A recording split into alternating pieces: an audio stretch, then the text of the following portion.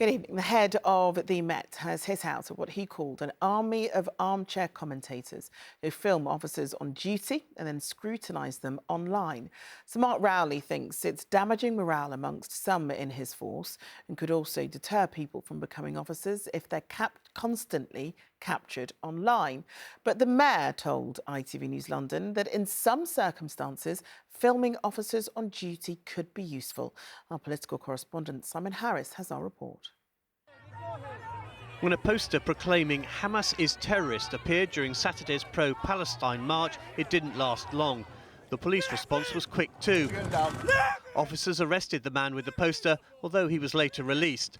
But when mobile phone footage was posted on social media, it prompted a stream of angry comments, many of them aimed at the Met. It's a trend which is worrying senior officers. Policing's used to being criticised, but where it isn't justified, I do worry about the impact it has on our officers and staff.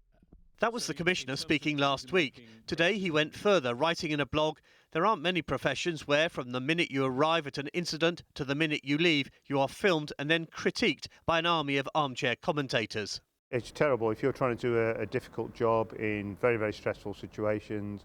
You've got people with their phones in your face, goading you, shouting abuse. It can be incredibly intimidating for police officers. In my day, we didn't have that. But police officers do make mistakes. He's a young boy, bro. He's a young boy. Look, you're being a bit aggressive. When Deshaun Joseph, a 14-year-old in his school uniform, was arrested and handcuffed by police in Croydon, it was filmed on a mobile phone. It wasn't the Met's finest moment. Officers mistook Deshaun for a man wanted for robbery, leaving him traumatised. You often think to yourself, are these mobiles, are they a blessing or a curse? In fact, what we have seen is that they pretty much sometimes have been that blessing to really let misappropriate or inappropriate policing being brought to the forefront. There's no doubt the birth of the smartphone with its camera has led to a new style of public scrutiny. Many miscarriages of justice, many examples of police misconduct have come to the fore because they've been filmed. I think sunlight is the best disinfectant. The issue the Commissioner's making is people shouldn't jump to conclusions before they've seen the entire footage. Police said they arrested the man on Saturday not because of his poster but to prevent a breach of the peace. But when officers looked at video footage, he was de-arrested. Police speak for let go. Simon Harris, ITV News.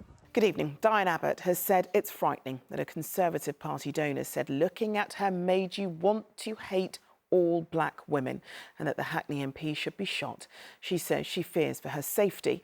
The donor is called Frank Hester and he says his comments were rude, not racist. He admitted making the remarks about Britain's first black woman MP and has apologised, but added that the remarks had nothing to do with her gender nor the colour of her skin. It's left the Prime Minister under pressure to hand back the millions Mr Hester has donated. Our political correspondent Simon Harris has our report. Britain's longest-serving black MP has been on the receiving end of racist and sexist abuse for much of her career. But the Hackney MP says the latest slurs have left her frightened. Happy New Year, everybody. This is Frank Hester, a wealthy businessman and Conservative Party donor. He's said to have told a meeting 5 years ago, "It's like trying not to be racist, but you see Diane Abbott on the TV and you're just like, you just want to hate all black women because she's there. And I don't hate all black women at all, but I think she should be shot."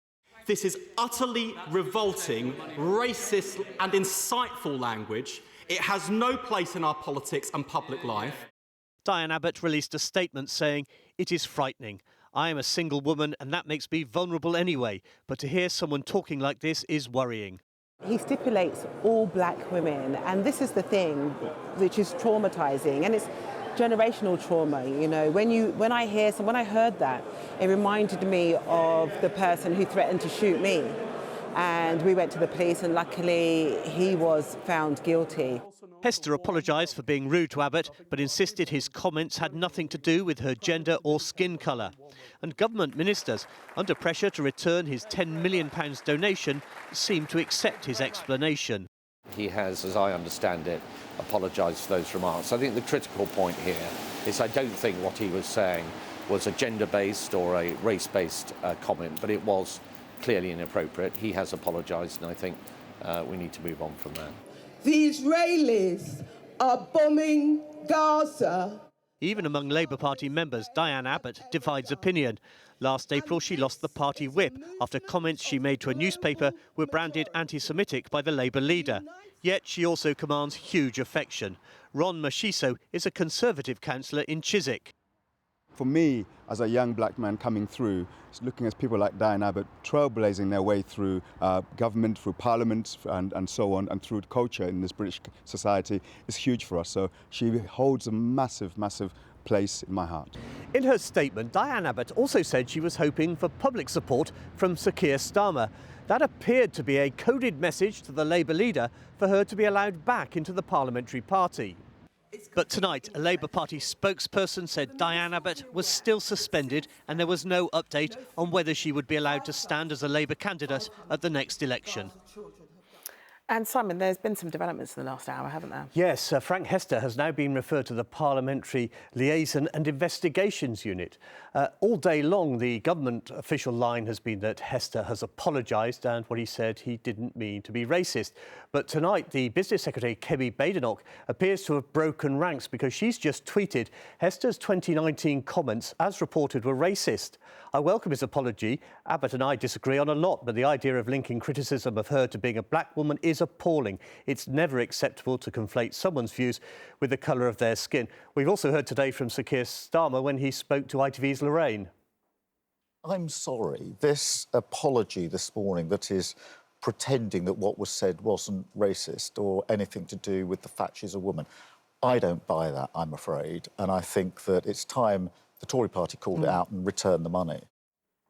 So tonight, questions for both party leaders. Will Sir Keir Starmer readmit Diane Abbott back into the Parliamentary Labour Party? Will Rishi Sunak call out Hester's comments as racist and pay back the £10 million donation? Well, we shall see. Simon, thanks very much. Well, there's reaction to those comments about Diane Abbott in tonight's Late Debate programme. Here's our political correspondent Simon Harris with a look ahead. It's not just Rishi Sunak who's under pressure in the aftermath of what happened to Diane Abbott this week. There's a growing number of Labour MPs who think their leader, Sir Keir Starmer, should move swiftly to allow her back into the parliamentary party. Abbott lost the Labour whip after making comments in a newspaper, which Starmer called anti-Semitic. Earlier, I spoke to the veteran London MP Harriet Harman, who's retiring after a 42-year career in the Commons. I think that this is just a tiny tip of the iceberg of the misogynist and racist abuse that she has received over the years. Do you think she deserves to have the Labour whip restored? Well, I support the complaints procedures that there are in the Labour Party, and I never want to second guess the people who are actually doing the complaints investigation and deliberation.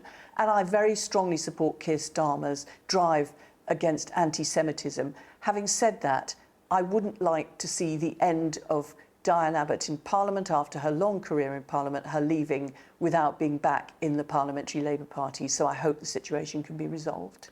We'll hear more from Harriet Harman, and we'll talk about drug laws and the budget with Conservative Andrew Rossendale, Labour's Catherine West and Munira Wilson from the Liberal Democrats. That's the Late Debate here on ITV1 after news at 10. But first, a mum who lost her teenage son to drugs has urged Sadiq Khan to examine the law after a special commission set up by the Mayor less than 2 years ago was put on the back burner. Fiona Spargo-Mabs lost her son Dan after he took ecstasy at an illegal rave in Hillingdon 10 years ago. She's been speaking to schools about the impact of drugs on families. Here's our political correspondent Simon Harris. It was a headline-grabbing photo opportunity. London's mayor among the plants at a cannabis factory in California where the drug has been legalised. Sadiq Khan announced he was setting up a London Drugs Commission to look at relaxing the rules here. But that was almost 2 years ago. Unfortunately, because of other issues that we've had to deal with, that's been left on the back burner and stuff. We simply haven't had the bandwidth to deal with the work of the London Drug Commission. It's still there doing its work, but it's not been a priority. But should it be? I'm Fiona Spargo-Mabs. In Kingston, Fiona Spargo-Mabs is giving one of her talks to boys in Year 11 at Tiffin School. 10 years ago, her son Dan died after taking ecstasy at an illegal rave in West London. Tackling the issue of the harm that drugs are causing to individuals and communities within London really should be a priority for the Mayor. And if to the extent to which the Commission is going to be looking at that as broadly as it needs to be, that would be a really positive thing. And I think it should be taken off the back burner. Fiona now runs a drug education charity to share her experience with today's teenagers. To hear a personal testimony was really, really moving. And I know even now, just in the 10-minute break, a lot of people were really moved by it. One of the actual strategies that we learned is actually having these different apps that you can have on your phone. Like 3 words, I think it was, that was really effective at pinpointing a location, or having the emergency details on your phone. Usually it's just, as Sav said, drugs are bad, don't do them. This was more of a, this is why they're bad, this is how you can help people not do them. 3 weeks ago, Germany's parliament, the Bundestag, voted to legalise cannabis. Supporters of a change in the law here are watching with interest. Molly Meacher is a crossbench peer. I think they've been a little bit brave, in my view. I might legalise cannabis for recreational use for 25-year-olds and over. Germany have legalised it for 18-year-olds.